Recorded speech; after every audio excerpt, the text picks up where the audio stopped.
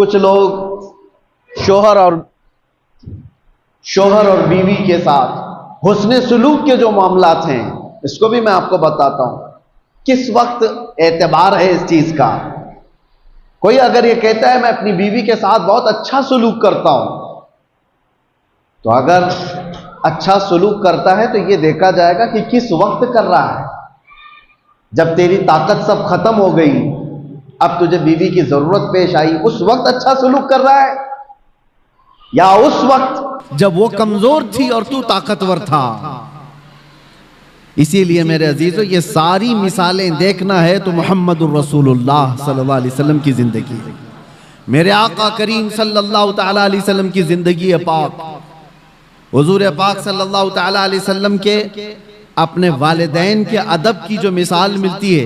हुजूर के वालिदैन तो बहुत जल्दी इंतकाल कर चुके, लेकिन फिर भी हदीस में मिलता है उस वक्त नहीं जब मेरे आका सल्लल्लाहु अलैहि वसल्लम का बचपन था, उस वक्त की बात जब मदीने तैयबा में इस्लामी हुकूमत इस्टेब्लिश हो चुकी है।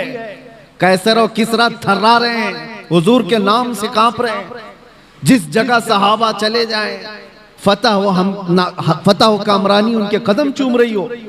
उस वक्त जब गलबा था, गलगला था, नबी पाक सल्लल्लाहु अलैहि वसल्लम सहाबा के साथ बैठे, एक बूढ़ी औरत आती है, हुजूर खड़े हो जाते हैं और खड़े हो गए।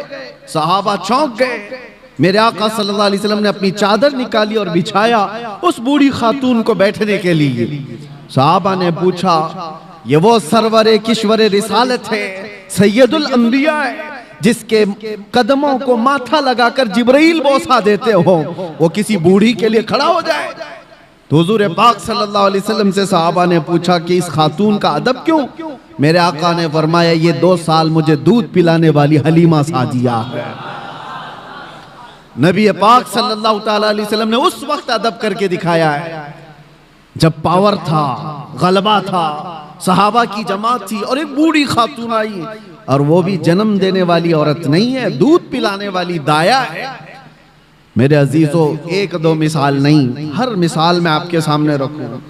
हुजूर पाक सल्लल्लाहु तआला अलैहि वसल्लम एक बार एक दरख्त के नीचे आराम फरमा रहे हैं।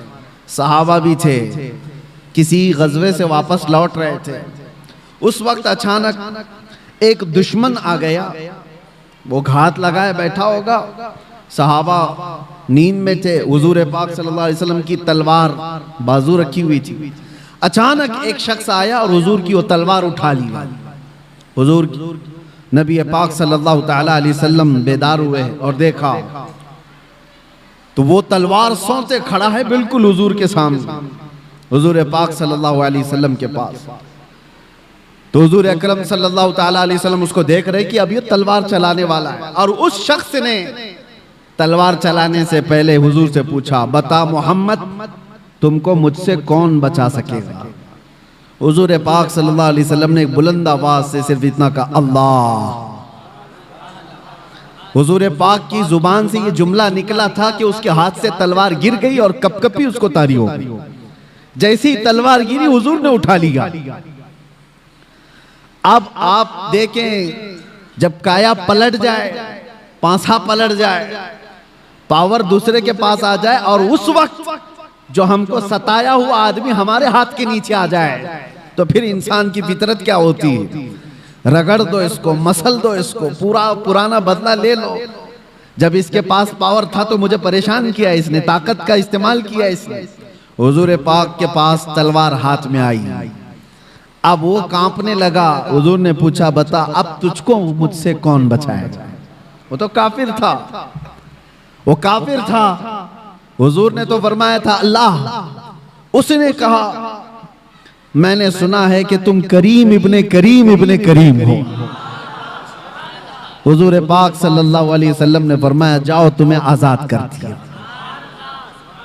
तो वो आजाद होकर के गया थोड़ी ना, बल्कि कहा कि ला इलाहा इल्लल्लाह मुहम्मदुर रसूलुल्लाह, और अपनी कौम में आकर के बताया, मैंने एक ऐसे रहमदिल इंसान को देखा है, जब उसके हाथ में पावर आ गया तो उसने तलवार चलाने की बजाय मुझे मुस्कुरा करके आजाद किया है। मेरे अजीजों, ये आसान बात नहीं, इंसानी फितरत तो ऐसी है कि पावर का इस्तेमाल हर आदमी अक्सर गलत कामों में इस्तेमाल करता है।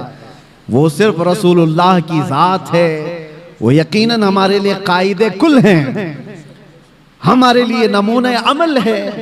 ला करके दिखाओ दुनिया भर की ताकतें जिनके पास पावर आता है उसके बाद वो किस तरह का रूलिंग करती है। मैं इस्लाम को छोड़ करके आपके सामने रखूं अगर बात, हाँ कभी कभार ये दरिंदे हमें ऐसे बादशाहों की मिसाल ला करके बताते हैं जिनका इस्लाम से कोई ज्यादा ताल्लुक नहीं रहा। वो तो अय्याश बादशाह थे, नाम मुसलमान होने से कोई मुसलमान थोड़ी ना हो जाता है। वैसे तो तुर्की के इनकलाब के बाद मुस्तफा कमाल बादशाह नाम से जो रेवोल्यूशन आया था, सल्तनत उस्मानिया खत्म होने के बाद तुर्की में जो बादशाह बनाया गया अंग्रेजों की तरफ से, उसका नाम क्या था? मुस्तफा कमाल बादशाह। उसने तकरीबन 10-11 साल हुकूमत किया, पूरे इस्लाम को खत्म करने के लिए एड़ी चोटी का जोर लगा। कुरान पे पाबंदी, अजान पे पाबंदी, हिजाब पे पाबंदी, अरबी जुबान पे पाबंदी। 11 साल की हुकूमत में नाम क्या था? मुस्तफा कमाल। नाम हो जाने से कोई मुसलमान नहीं होता। हाँ ये बात याद रखें। मिसाल लाओ ऐसी कि अबू बकर हो, उमर हो, उस्मान हो, हैदर रदी अल्लाह ताला नुमा जैसी, कि उनके दौरे खिलाफत में मैं अगर आपको हजारों मिसालें रखूं, पावर था, गलबा था, ताकत थी, तब फिर किस तरह का इस्तेमाल किया है।